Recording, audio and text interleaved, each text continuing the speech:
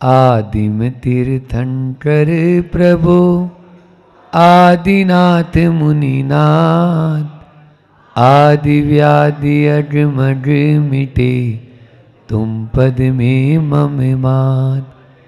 चरण शरण है आपके तारण तरण जियाय, भवदधि तट तक ले चलो करुणा कर जिन राज। बोली मंडी वामुरा के बड़े बाबा अतिशयकारी आदिम तीर्थंकर आदिनाथ भगवान की। मूल नायक 1008 श्री चंदा प्रभु भगवान की। परम उपकारी संत शिरोमणि आचार्य गुरुवर विद्यासागर जी महामुनिराज की। परम पूज्य मुनि श्री 108 दुर्लभ सागर जी महाराज की। पूज्य मुनि श्री 108 निरंजन सागर जी महाराज की। बोलिए परम पूज्य मुनि श्री 108 संधान सागर जी महाराज की। कोई व्यक्ति नहाने से पहले कीचड़ लगा ले कि अभी मैं नहाऊंगा, उसको क्या बोलेंगे अपन? मूर्ख नहीं, मूर्खों का शिरोमणि। ठीक है ना? तो अपन भी दान करेंगे, त्याग करेंगे, इस उद्देश्य से यदि हम अर्थ का अर्जन कर रहे हैं, धन का अर्जन कर रहे हैं, वैभव को बढ़ा रहे हैं, तो ये भी हमारी अज्ञानता ही कहलाएगी। ऐसी इस आशय के साथ में आचार्य पूज्यपाद स्वामी की उस कारिका के साथ में अपन ने कल बात की थी। अब आगे शिष्य खुरापाती तो है ही, वो खुरापाती मतलब उसके दिमाग में प्रश्न उड़ते ही रहते हैं। हाँ, शंकाओं का समाधान और जिज्ञासाओं का समाधान हो ही रहा है। तो इस प्रकार से हमारे मन में भी प्रश्न उठते रहते हैं, और जब तक ये शंकाएं उठती रहेगी ना, तब तक देखो दो तरह की शंका होती है। एक शंका ऐसी होती है जो हमको आगे बढ़ाने वाली होती है, पूर्व पक्ष तो तैयार करना ही चाहिए। आचार्य भगवान भी यही कहते हैं कि आप पूर्व पक्ष, आचार्य वीरसेन महाराज जी हुए, आचार्य अकलन देव राजवार्तिक में भी स्वयं अपने प्रश्न स्वयं उठाते हैं और उनका जवाब भी वो देते हैं, लेकिन वो आगे बढ़ने वाले के आगे बढ़ने के लिए की जाती है। और कुछ शंकाएं ऐसी होती है जो केवल मात्र प्रश्न पूछ लिया, उनका हमारी आत्मा से कोई लेना देना ही नहीं है। आज ज्यादातर प्रश्न ऐसे ही होते हैं। इसलिए समय सागर जी महाराज के संग में तो तुरंत कोई प्रश्न पूछता है तो तुरंत उसको बोलते हैं कि स्वाध्याय करते हो, पहले कभी किताब खोल के देखी, केवल पूछने भर आ गए बस यहाँ पर। तो ये नहीं, तो ये होना भी नहीं चाहिए। पहले आचार्य भगवान भी जल्दी से जवाब नहीं देते हैं, वो पहले बोलते हैं आप ढूंढो, आप स्वयं ढूंढेंगे उसका उस उत्तर की कीमत होगी, और फ्री पॉकेट में मिल गया उसकी कोई कीमत नहीं होगी। यहाँ पर वह प्रश्न कर रहा है, जिज्ञासु है, जो बार बार एक कारिका के बाद में दूसरी कारिका के लिए फिर से वह प्रश्न उसके मन में उठता है कि जब ऐसा तो है नहीं कि जो धन हम अर्जन कर रहे हैं उससे सुख सुविधाएं नहीं होती। आप बोल भले ही रहे हो, हम चाट पकौड़े खाते हैं कितना मजा आता है, हम टेलीविजन देखते हैं तो कितना मजा आता है, आनंद आता है कि नहीं आता है? तो इन भोगों में जब आनंद है तो फिर आप क्यों भी इतना समझा रहे हैं भगवान? तो बोलते हैं बेटा, इन भोगों में तुम सुख मान जरूर रहा है, वो सुख है नहीं, वो सुखाभास है तेरा। और कारिका के माध्यम से पूज्यपाद स्वामी हम सबसे क्या कह रहे हैं, इष्टोपदेश की उस कारिका को लेते हैं। आरंभे तापकान प्राप्त वतृप्ति प्रतिपादकान, अन्ते सुदुस्तजान कामान, कामम कह सेवते सुधी। बहुत अच्छा इसमें पूरा वर्णन कर दिया गया है कि जो भोग और उपभोग भोगोपभोग की सामग्री हम ले रहे हैं, विषयों को हम ग्रहण कर रहे हैं, उनका क्या हाल है। आरंभे तापकान, सबसे पहले तो उनको प्राप्त करना ही संताप को देने वाला है। कठिनाई से प्राप्त होते हैं, ताप से प्राप्त होते हैं, संताप से प्राप्त होते हैं। शुरू में जब प्राप्त करते हैं तो किस तरह से महाराज मालूम तो है, खून पसीना एक करते हैं ना, तब पाई पाई कमाते हैं। आपको क्या मालूम, आप तो बैठ गए मंच पर सीधे सीधे। इसलिए बहुत मेहनत करते हैं तब ये हमें मिल पाते हैं। संताप ताप, आरंभे तापकान प्राप्ता, और प्राप्ता वतृप्ति प्रतिपादकान, और अतृप्ति, वतृप्ति में से क्या निकलेगा, अतृप्ति। और जब प्राप्त हो जाते हैं तो अतृप्ति को बढ़ाने वाले हैं। संतोष नहीं होता है, जैसे पानी पीने वाले को ठंडा पानी या बर्फ का पानी या बर्फ पिला दो, बर्फ खिला दो, लगेगा तो उसको अच्छा, लेकिन प्यास बुझेगी नहीं बुझेगी। इसी प्रकार से हमारे भी ये जो भोग हैं, इन भोगों के माध्यम से ये हमें हमारे उस असंतुष्टि ही हमारे हाथ लगेगी। और तीसरा फिर और क्या बता रहे, अंते सुदुस्त जन कामान, अंते यानी इनका अंत कैसा है। अंत ऐसा ही है जैसा आप लोग सब जानते हैं, मेरे बोलने की जरूरत ही नहीं है ना। अंत ऐसा है कि छूटते नहीं महाराज। एक बार यदि भोगों को भोगना शुरू कर लिया, छोटा सा भी यदि हमारे अंदर में रास्ता निकल जाता है, बहुत कठिन होता है। समझाते समझाते हमें भी 4 महीने तो हो ही गए, और पूर्व में भी आए ही हैं महाराज जी, आगे भी आएंगे, ठीक है ना, ऐसा तो है नहीं। लेकिन फिर भी महाराज छोड़ नहीं पा रहे हैं उनको। क्यों, कमी जरूर आ रही है, ऐसा नहीं है कि आप लोगों में कमी नहीं आई है, लेकिन फिर भी जिस अनुपात में, वो तो क्या होता है, जैसे जैसे उम्र बढ़ती, देखो क्या होता है संसार में, एक चीज ऐसी है जो प्रतिदिन घट रही है, और एक चीज ऐसी जो प्रतिदिन बढ़ रही है।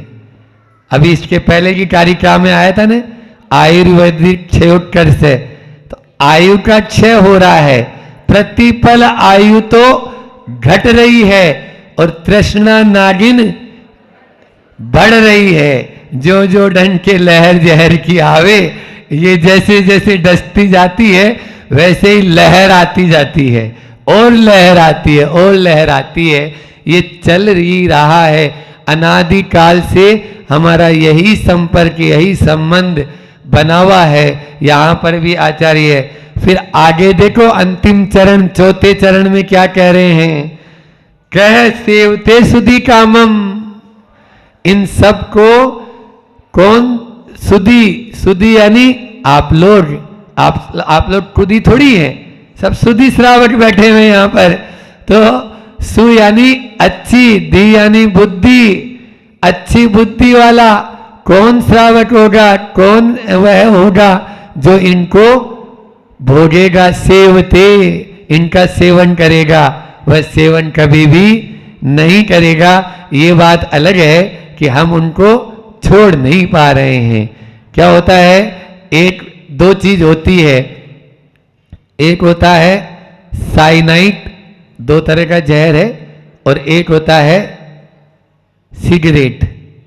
तो सिगरेट के ऊपर भी लिखा हुआ है इंजीरियस फॉर हेल्थ, है ना, खतरनाक है वह। लेकिन अगर प्रारंभिक भूमिका में पूछेंगे तो उससे बोलेंगे तो वह यही बोलेगा कि नहीं, मेरे से छूट नहीं पा रही है, छोड़ना तो चाहता हूं। और साइनाइड, उसी व्यक्ति से बोलो, वो भी तो जहर है, लेकिन उसको वो छुएगा। किसी को बोला जाए भैया ये साइनाइड की थोड़ी सी एक्स्ट्रा स्वाद बता दे, तुम्हें 1 करोड़ रुपया देंगे। वो बोले 1 करोड़ नहीं, तुम्हारी पूरी जायदाद लिख देगा तो भी मैं बताने लायक ही नहीं रहूंगा। जीप पे जैसे ही टच करूंगा और तुरंत मेरा अंत हो जाएगा। हमने विषयों को साइनाइट माना, इन भोगों को साइनाइट माना, तो छोड़ दिया उसको तुरंत, भैया नहीं छूना ही नहीं, डोंट टच। और आपने उसको सिगरेट की तरह मान रखा है। प्रारंभिक भूमिका में ऐसा ही होता है, लेकिन उनको साइनाइट मानेंगे, एक पल नहीं लगेगा छोड़ने में। इसलिए अपन को छोड़ना तो है ही, नहीं छोड़ेंगे तो वो आपको छोड़ देंगे। गुटखा खाने वाला होता है ना, तो गुटखा खाने वाला शुरू शुरू में बोलता है महाराज मेरे से छूटता नहीं है जो अभी बात बोल रहा हूं मैं। और एक दिन ऐसा आता है कि गुटखा ही उसको छोड़ के चले जाता है। क्यों? क्योंकि देखो भोगों की भी यही स्थिति है, आप छोड़ेंगे तो बहुत अच्छी बात है, अन्यथा आपके अंदर में वो कुवत ही नहीं बचेगी, आपके अंदर में वो कैपेसिटी नहीं रहेगी और आप उनको भोग ही नहीं पाएंगे। एक दिन ऐसा आएगा, वहां पर आता है ना भोगों को, अभी पूजा में पढ़ा ना अपन ने, फल चढ़ाते समय आचार्य श्री जी पूजा की पंक्तियां बहुत अच्छी है। भोगों को इतना भोगा कि खुद कोई भोग बना डाला, साध्य और साधक का अंतर मैंने आज मिटा डाला। हमने अपना इस अंतर को ही मिटा दिया कि हमें क्या पाना है और हम कौन हैं, इन दोनों का अंतर मिटा डाले, है ना। इसलिए साध्य और साधन का अंतर वहां पर, तो क्या तो पाना है, हम साध्य क्या है हमारा, उसको पाना है, वो आत्म तत्व है। इसकी शिक्षा केवल मात्र इसी यूनिवर्सिटी में मिलेगी, बाहर के कोई भी विद्यालय और विश्वविद्यालय में इसकी शिक्षा नहीं दी जाती है। इसीलिए हमको क्या पाना है ये महत्वपूर्ण है, और पाना है तो उसका तरीका क्या है, साधन क्या है, उसको भी हमें ध्यान में रखना है। यदि गलत साधन को हमने अपना लिया है तो 3 काल में नहीं हो सकता। वहां पर आचार्य ज्ञान सागर जी महाराज जी ने समय सार में एक कारिका का विशेषार्थ में लिखा कि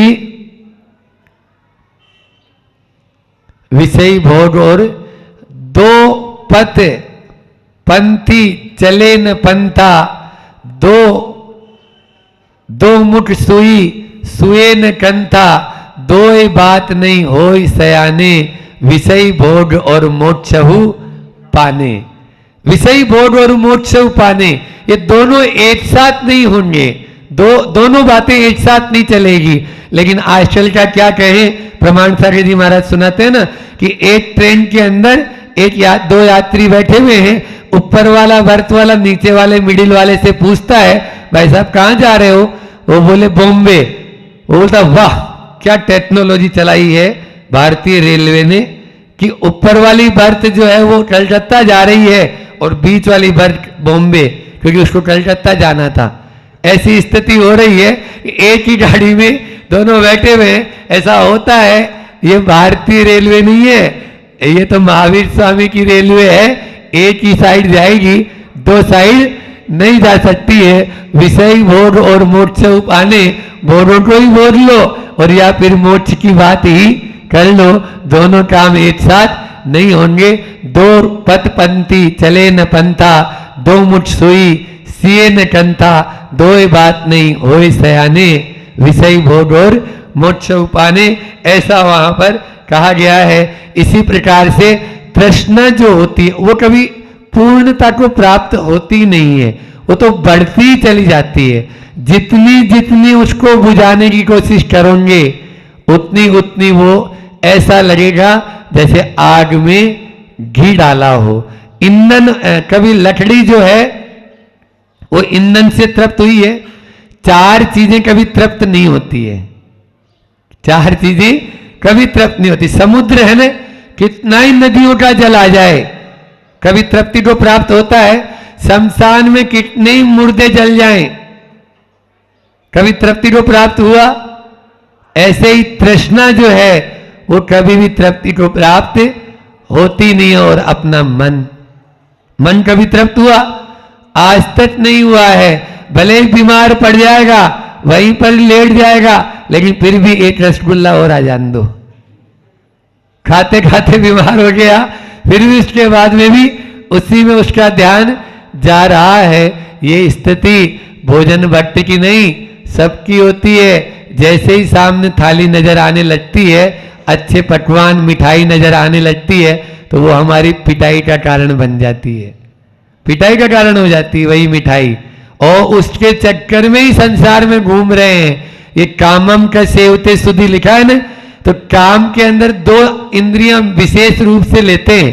काम इंद्रिय में एक रसना इंद्रिय और एक स्पर्श इंद्रिय। इनको क्या बोला? कामेंद्रिय बोला है। कामम का सेवते सुधि, सुधि जन इनका सेवन नहीं करेगा, इन कामेंद्रियों का, इन दोनों इंद्रियों को, इन दो को बस में कर लो, ये तीन तो हो ही जाएगी। और बोलो, इन दो को बस में कर लो। अच्छा जीव का चटोटनापन और अच्छा ये जो स्पर्शन का जो छूने का मन करता है, ये दो को बस में कर लो। हाँ, आचार्यों ने इन दो को, बहुत कठिन है, बहुत कठिन है, और इनके माध्यम से इन तीनों पर भी कंट्रोल होते देर नहीं लगेगी, क्योंकि जैसा खाएंगे वैसा ही तो मन में आएगा। इसलिए सबसे पहले इस जीव को, ये 2.5 इंच 2 इंच की 1.5 इंच की है, ये कितनी सी है, इतनी सी है बस ये, और उतरी घाटी हुई माटी।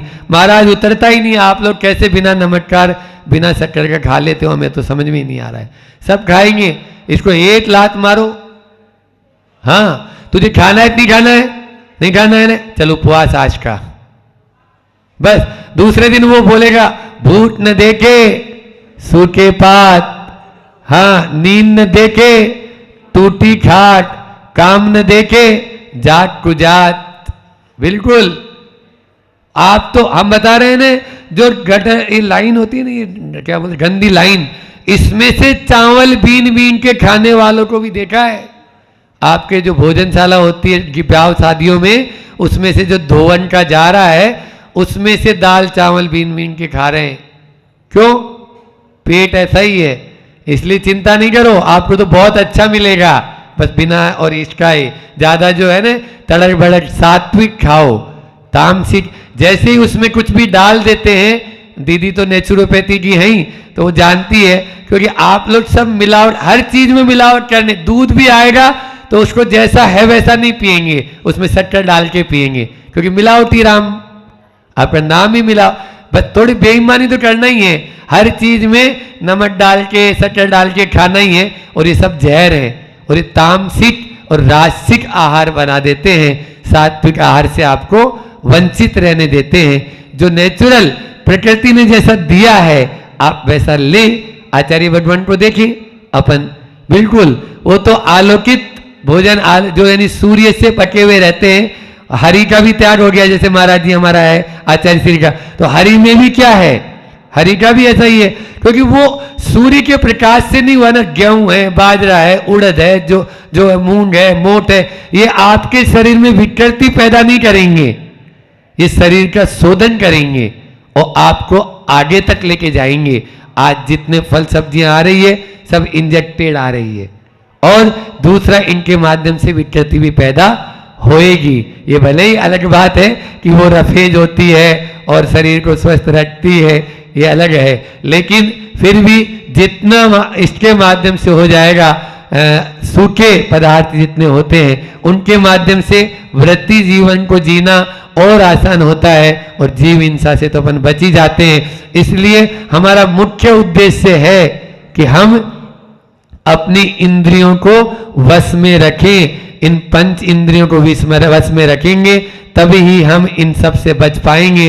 बहुत सारे पुराणों में कहानी किस्से होते हैं, उनके माध्यम से हमें समझाया जाता है, लेकिन ये भी एक विडंबना है, मोबाइल में देख लेंगे, टेलीविजन में देख लेंगे, लेकिन पुराण खोल के नहीं पढ़ेंगे। वो कहानी किससे नहीं है, उसमें ये बताया गया है किससे क्या हानि है, ये बता रहे हैं किससे कहानी, नाम ये किससे कहानी, किससे क्या हानि है ये बता रहे हैं आपको किससे कहानी, इसलिए उनको पढ़ लो तभी अपना रहेगा।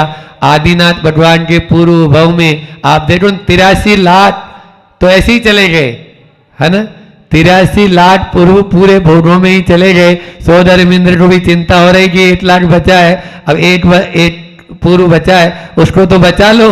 और उसी के माध्यम से उनको वैराग्य क्या गया। जब उनकी ये दशा थी और उनके और भावों को देखेंगे तो उसमें तो छिपकलियों के खून को वो पीने के लिए था, उसमें महाबल का जब जीव था। तो ऐसे तो इनके माध्यम से बहुत सारे हैं कहानी किससे भरे हुए हैं। इनके माध्यम से एक ही बात समझ में आती है, इनको जितना भोगेंगे उस कुत्ते की तरह हालत होगी कि बस वो हड्डी चूस रहा है, कुछ भी नहीं रहा, अपना ही स्वयं का जा रहा है। इस प्रकार से आरंभे तापकान व तृप्ति प्राप्ते व तृप्ति प्रतिपादकान अंते सुदुस्तुजान कामम कामम कर सेवते सुधी। हमें यदि आगे बढ़ना है मोक्ष मार्ग में, इस कारिका का बार बार चिंतन करेंगे तो निश्चित रूप से यह हमारे मोक्ष मार्ग में आगे बढ़ने के लिए बहुत सहायक होगी। समय आप सबका पूर्ण हो गया है, इतना ही रखते हैं। बोलिए अहिंसा परमो धर्म की। आचार्य गुरु और विद्यासागर जी महामुनिराज की। आत्म के अहित विषय कषाय पर चर्चा चल रही है और क्रोध कषाय पर अपने 30 प्रवचन हुए थे, उसका रिवीजन चल रहा है। कल तक 21 प्रवचन का रिवीजन हो चुका था। आगे अपन 22वें प्रवचन का थोड़ी थोड़ी झलकियों में रिवाइज कर रहे हैं, तो आपको वो जो आपने पहले सुना है वो रिवाइज भी हो जाए और साथ साथ में आपके जीवन में वो कुछ बिंदु उतर जाए। तो अपना 22वां प्रवचन था कि इतना सुनने के बाद भी अगर मान लो क्रोध करना ही है, करो क्रोध, क्रोध करने की मनाही नहीं, लेकिन कुछ स्थानों पर छोड़ दो। कुछ स्थानों पर क्रोध करने की मनाही करी थी कि कुछ स्थान ऐसे हैं जहां आपको क्रोध नहीं करना है। तो कौन कौन से वो स्थान है? तो सबसे पहला स्थान मैंने बोला था, घर से जब बाहर जाएं आप तो क्रोध मत करना। जब भी आप घर से बाहर निकल रहे हैं, अरे हम पंडितों से मुहूर्त निकलाते ना कहीं बाहर जाने के लिए, तो वो फिर पूरा मुहूर्त आपका समाप्त हो जाएगा। तो जब घर से बाहर जाएंगे तब हम क्रोध नहीं करेंगे। 7 स्थान बताए थे हमने, 7 है ना। पहला, घर से हम जब बाहर जाएंगे तब क्रोध नहीं करेंगे, चाहे जो हो जाए। पहले घर में जितना क्रोध करना है कर लिया, लेकिन जब बाहर कदम रखना है क्रोध नहीं करेंगे। दूसरा, फिर क्या बोला था? घर में आते समय हमें बहुत अच्छा, आप लोग बता देते तो मुझे बड़ा प्रोत्साहन मिलता है। घर में आते समय हम कभी क्रोध नहीं करेंगे। उसका उदाहरण बहुत अच्छे दिए थे कि जैसे गृह प्रवेश के लिए आप ये मानते हो कि गृह प्रवेश, हमने आपको उदाहरण दिया था तत्वासुत का, उत्पाद द्वय ध्रो युक्तम सत। पल प्रतिपल आपका जो घर है ना वो नया होता जा रहा है, नया होता जा रहा है, नया होता जा रहा है। तो ये मान के चलना, जब भी आप गृह में आ रहे हैं तो नए ग्रह में आ रहे हैं, तो नए ग्रह में गृह प्रवेश ऐसा गुस्से से किया जाता है क्या? अच्छे भावों से किया जाता है ना। तो आप जब घर में आए तो क्या करना हैगा? गुस्सा नहीं करना है। ये दूसरी बात बोली थी, है ना। फिर तीसरी बात बोली थी, भोजन करते समय कभी गुस्सा मत करना, नहीं तो जो खाया है वो विष बन जाएगा। इसलिए हमें कब भोजन करते समय क्रोध नहीं करना। फिर क्या बोला था कि जब भी मोबाइल पर बात कर रहे हैं, जब भी हम मोबाइल पर किसी से बात कर रहे हैं तो हमें क्रोध नहीं करना है। क्यों? अरे परिस्थिति मालूम नहीं, स्थिति मालूम नहीं, और हमने बस सुना नहीं और चालू हो गए। अब आप चालू तो गए, उसकी क्या परिस्थिति हो रही है आपको मालूम नहीं। इसलिए ध्यान रखना, हमें किस पे नहीं करना है? मोबाइल पर क्रोध नहीं करना है। चौथा, फिर बोला था उसके बाद, उपकारियों पर कभी क्रोध मत करना। अरे जो माता पिता हैं, जिनने उपकार किया है, उन पर क्रोध कर रहे हो, शर्म तो करो, थोड़ी तो शर्म करो। अगर वो नहीं होते तो आज तुम नहीं होते। उन उपकारियों पर क्रोध मत करना। ये जिनने उस गलत समय में अपना साथ दिया है, अपनी उंगली पकड़िए, कभी भी उनसे गलती हो जाए उन पर कभी क्रोध मत करना, अन्यथा वो आपके लिए क्या रहेगा? आपके लिए गड्ढे में उतारने वाला होगा। फिर क्या बोला था? धर्म स्थान में सब जगह क्रोध करना, लेकिन ध्यान रखना कहाँ नहीं करना है? धर्म स्थान पर कभी क्रोध मत करना। कहाँ? धर्म स्थान पे। जो कौन है? जहाँ पर सबके पाप धुलते हैं, अरिहंत परमेष्ठी की सभा में, मंदिर में नहीं, वहाँ पर क्रोध मत करना। और फिर क्या बोला था उसके बाद?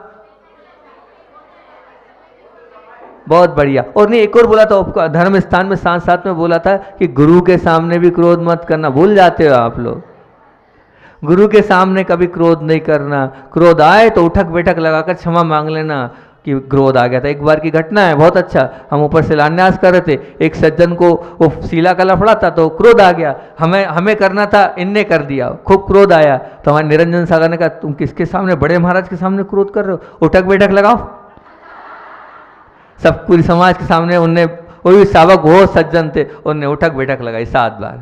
बोले बड़े भाई सामने क्रोध किया था क्या? नहीं करना, गुरु हैं अपने। तो उन्हें उठक बैठक लगे। तो ध्यान रखना, गुरु के सामने क्रोध नहीं करना। और फिर उसके बाद बोला था अंतिम, भैया सोते समय क्रोध मत करना, नहीं तो तुम्हारी पूरी वो क्या है, नींद। और ध्यान रखना, लाख प्रयास कर लेना, आपको नींद आएगी ही नहीं। आप क्रोध करते सोओगे तो नींद आएगी नहीं। इसलिए सबको भुलाकर शांति के साथ नमोकार महामंत्र का उच्चारण और पाठ करते हुए हमें सोना। ऐसे 7 स्थानों पर मैंने आपसे कहा था क्रोध मत करना, बाकी जगह की छूट। ये 7 स्थान का आपने नियम लिया है, ध्यान रखना। बंधे हुए बंडी मामोरा वाले, और जो लोग सुन रहे हैं, जो लोग जरूर ही बंडी मामोरा वाले सुन रहे, बहुत से लोग सुनते हैं, ऐसा नहीं है। ये मत मानना कि बामोरा वालों को मिल रहा, बहुत लोग इसका लाभ ले रहे हैं, है ना। क्रोध वाली सीरीज तो बहुत लोगों ने सुनिएगी। तो 7 स्थानों का नियम हो गया है। और अगर मान लो इन 7 स्थानों पर आप गलती से क्रोध करते हो तो आपको मैंने कहा था आके हमसे प्रायश्चित लेना, ठीक है। ध्यान रखना, अगर गलती हो जाए तो आपको प्रायश्चित लेना है। और फिर उसके बाद एक बहुत अच्छी कहानी सुनाई थी हमने, बहुत हीरे वाली कहानी सुनाई थी कि वो जो हीरे के लिए राजा के पास पहुंचा और कोई परख नहीं कर पा रहा था, तो एक अंधे व्यक्ति ने परख करी थी। और परख कैसे करी थी? धूप में ले जाकर उन दोनों टुकड़ों को रख दिया था। दोनों एक जैसे थे, लेकिन जब लाया तो पूछा, भैया ये बताओ आपने कैसे, आप तो अंधे हो, अंधे होने के बाद कैसे हीरे को परखा आपने?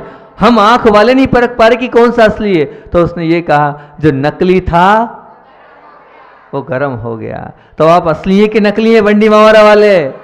गर्म मत होना, कितना ही कोई क्रोध दिलाए, बिल्कुल गर्म मत होना। अगर गर्म हो गए तो आप नकली धर्मात्मा हैं, असली धर्मात्मा गर्म नहीं होता। इसको गांठ में बांध के रख लेना, जो नकली होता है वही गर्म होता है। ये अपन ने उस दिन बात करी थी। और उसके बाद क्या करा था?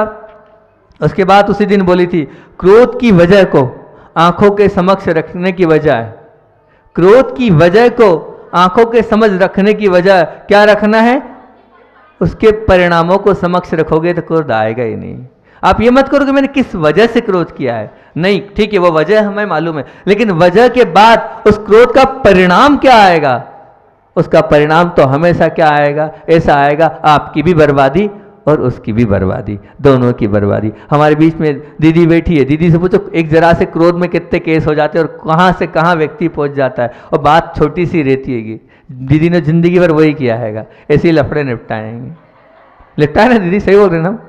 छोटा सा क्रोध आता है, उस क्रोध में सब कुछ बर्बाद हो जाता है। तो परिणाम पर विचार करना, क्रोध के वजह पर विचार मत करना, क्रोध के परिणाम पर जिसने विचार किया है वो समझ लेना। जिसने अपने क्रोध आंखों के सामने क्रोध के परिणाम को रखा है वो कभी भी क्रोध करेगा नहीं। ऐसे बहुत सारी बातों करके अपन ने 22वां प्रवचन किया था। अब 23वें प्रवचन पे चलते हैं अपन। तो वहाँ पर शुरुआत करी थी कि गुटखा खा लिया तो गुटखा खाने से कैंसर का प्रकोप तुरंत नहीं होता है ना। शेयर बाजार में पूंजी लगा दी तो वो तुरंत नहीं होगा। शेयर बाजार वाले बैठे हैं यहाँ बहुत सारे लोग, है ना। शेयर बाजार में तुरंत पूंजी लगा दी, पूना से आए हैं सब, तो वहाँ भी आपको तुरंत हानि नहीं होगी। कटु आपने कोई पाप कर लिया, ऐसा पाप है जो बिल्कुल ऐसा है कि जिसका तो आप समझो कि नरक गति का बंधन, लेकिन तुरंत फल नहीं मिलेगा। लेकिन गर्म दिमाग के परिणाम का तुरंत फल मिलेगा, क्रोध का तुरंत फल मिलेगा, स्वयं को भी और दूसरे को भी। स्वयं की भी कभी उत्साह प्रसन्नता समाप्त होगी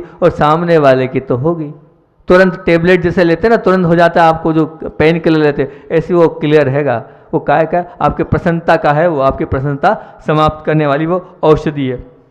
फिर उसके बाद बोला था हमने, पत्थर सिर फोड़ता है, पत्थर सिर फोड़ता है, पानी पत्थर को तोड़ता है। पत्थर सिर तोड़ता है, पानी पत्थर को तोड़ता है, और गर्म दिमाग दिल तोड़ता है, और शांत दिमाग गर्म दिमाग को तोड़ देता है। अगर आप चाहते हो गर्म दिमाग वाले व्यक्ति को तोड़ना, आप शांत बन जाओ। जैसे वो जो पानी है वो शांत है, ठंडा है, शीतल है, वो पत्थर को तोड़ देता है। ऐसे ही अगर आप शांत है, सरल हैं, तो आप उस गर्म दिमाग वाले को भी तोड़ दोगे। कब तक वो गर्मी रखेगा? एक न एक दिन आपकी अगर अंदर प्रसन्नता है तो उस प्रसन्नता की शांति से वो भी ठंडा हो जाएगा। फिर उसके बाद हमने कहा था 4 कुपथ्य का सेवन मत करना। 4 कुपथ्य का सेवन मत करना। वो कुपथ्य है, जैसे आप एक वैद्य के पास जाते हो तो बोलता ठीक है दवाई लो चाहे मत लो पर इसको मत खाना। कहता है ना वैद्य, दवाई लो चाहे मत लो भैया, और मैंने दवाई दे भी दी तो भैया दवाई से ज्यादा कुपत्ते का ध्यान रखना, नहीं तो मैं नहीं जानता मेरी दवाई कोई काम नहीं करेगी। तो मैंने भी कहा था क्रोध करो तो ये 4 कुपथ्य, आप बचना चाहते हो ना क्रोध से, तो ये 4 कुपथ्य का सेवन मत करना। वो 4 कुपथ्य कौन कौन से बताए थे? अपेक्षा, ये क्रोध का कारण है। अपेक्षा ये क्रोध का कारण है। दूसरा बोला था आग्रह, ये क्रोध का कारण है। जहां अपेक्षा के साथ और आग्रह लग गया ना फिर तो मामला और बिगड़ गया। और आग्रह के बाद क्या बोली थी बात? बोले आसक्ति, वही आग्रह है उसमें और आसक्ति हो गई और क्रोध बढ़ जाएगा, फिर तो क्रोध का बाप बन जाएगा। और फिर उसके बाद अहंकार, ये अ वाले 4 मैंने बताए थे, इन 4 से बचना है। ये कुपत्ते हैं, इनका जैसा सेवन करोगे तो फिर ध्यान रखना कुछ नहीं होने वाला। मैं कितने ही आपको औषध पिलाऊंगा, उस औषध से कोई लाभ नहीं मिलने वाला है। कितनी शांति का प्रवचन दूंगा, 4 चीजें आपके जीवन में नहीं होना चाहिए। फिर से बोलता हूं, अपेक्षा, आग्रह, आसक्ति और अहंकार, ये 4 से बच गए तो सबसे बच जाएंगे। फिर उसके बाद बोला था एक इतिहास ऐसा है जो पढ़ा जाता है, एक इतिहास ऐसा है जो याद रखा जाता है, और एक इतिहास ऐसा है जो रचा जाता है।